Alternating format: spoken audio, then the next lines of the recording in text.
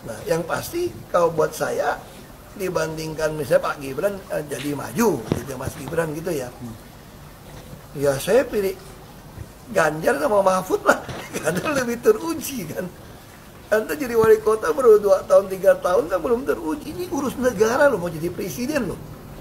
Kalau Anda belum lengkap, belum pernah di legislatif, belum nasional ya maksudnya DPR, kan DPR kan boleh ngerti nih pemerintahan seperti apa. Anda belum pernah di eksekutif yang tingkat provinsi, Anda nggak ngerti jadi presiden nanti. Ini bukan soal belajar coba-coba loh. Ini negara dipertaruhkan untuk 2045. Ini negara sebentar lagi 300 juta penduduk kita. Mana boleh kita kasih orang coba-coba. Saya tidak meremehkan anak muda ya. Anak muda bisa lebih kreatif gitu ya. Tapi bicara tata negara harus mengerti konstitusi.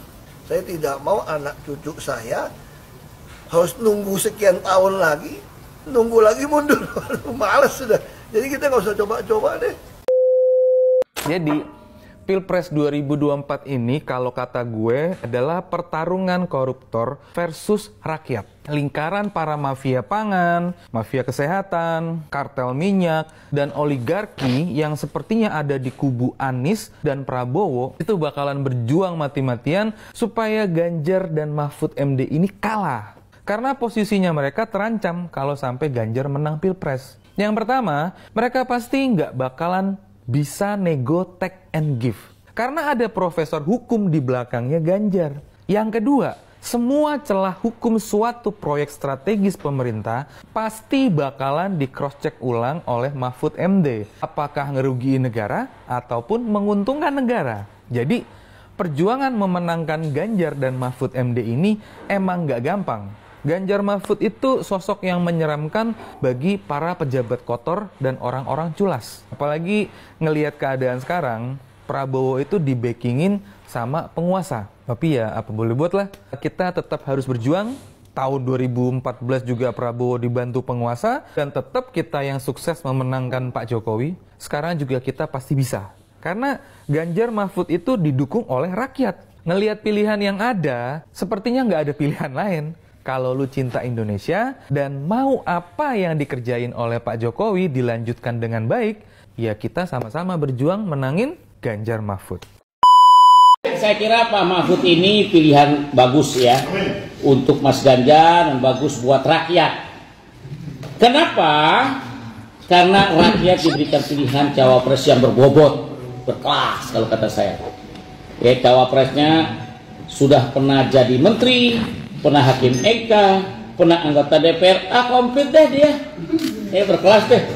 Ya, ini kita perlu berterima kasih kepada Ibu Mega dan PDIP karena memilihkan rakyat kita cawapres yang sangat istimewa dan berkelas, ya, bukan kaleng-kaleng.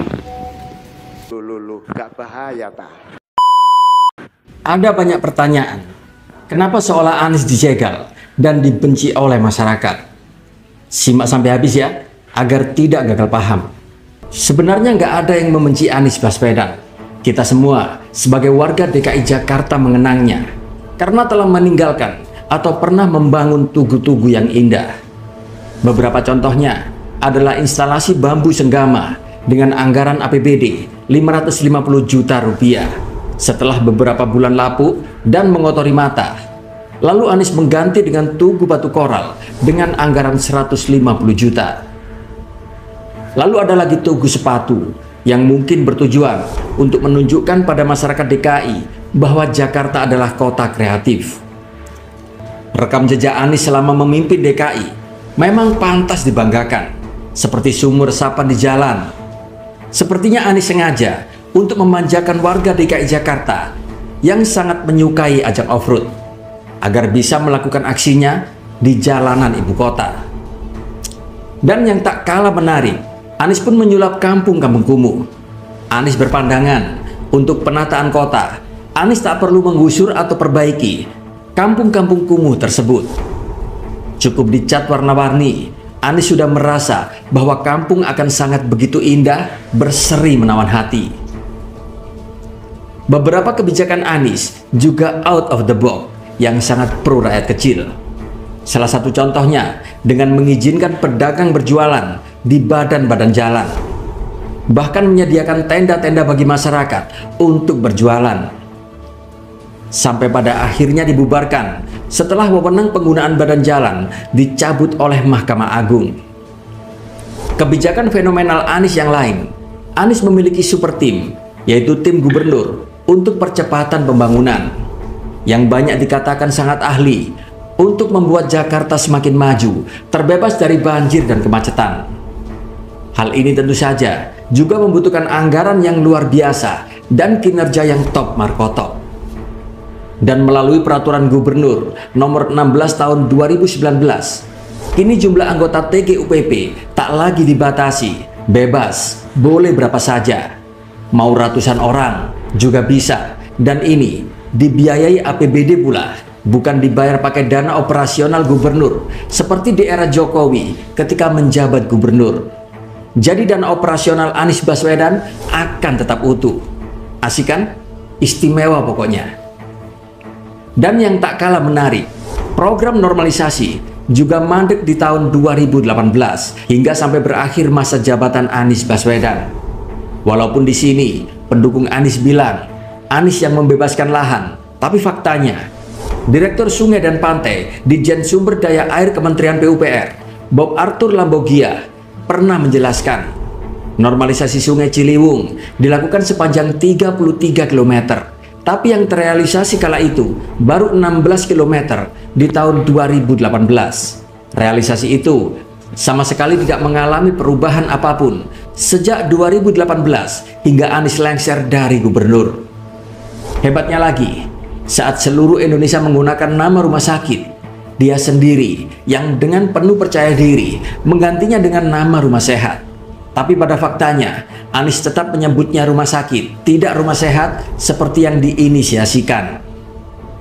Bahkan hebatnya, Anies Baswedan untuk melakukan sesuatu yang sudah menjadi pekerjaannya, dirinya harus dituntut dulu oleh warganya, baru dikerjakan. Seperti gugatan warga Mapang agar Anies mengeruk Sungai Mapang yang sangat kotor, dangkal, dan bau karena disinyalir oleh warga sebagai bencana yang membuat warga was-was saat musim hujan. Dalam gugatan ini pun akhirnya PT UN mengabulkan gugatan warga Mapang dan mewajibkan Anies Baswedan mengeruk Kali Mapang hingga tuntas. Bahkan yang lebih fenomenal, prestasi Anies karena tidak bisa membuat jalan-jalan baru untuk dinamai, dan terburu-buru karena detik-detik masa akhir jabatan, ditambah keinginannya menjadi presiden, Anies lalu mencatut nama-nama jalan yang sudah ada supaya bisa dirubah. Sama seperti halnya dia merubah PRJ menjadi Hajatan Jakarta, rumah sakit jadi rumah sehat, banjir jadi parkir air, dan lain sebagainya. Hal yang dilakukan oleh Anies ini kemudian membuat masyarakat Jakarta bahagia karena masyarakat merasa dibuat kerepotan oleh gubernurnya. Akhirnya banyak orang yang merasa bahagia karena harus mengubah informasi alamat di banyak sertifikat serta surat-surat keterangan lainnya.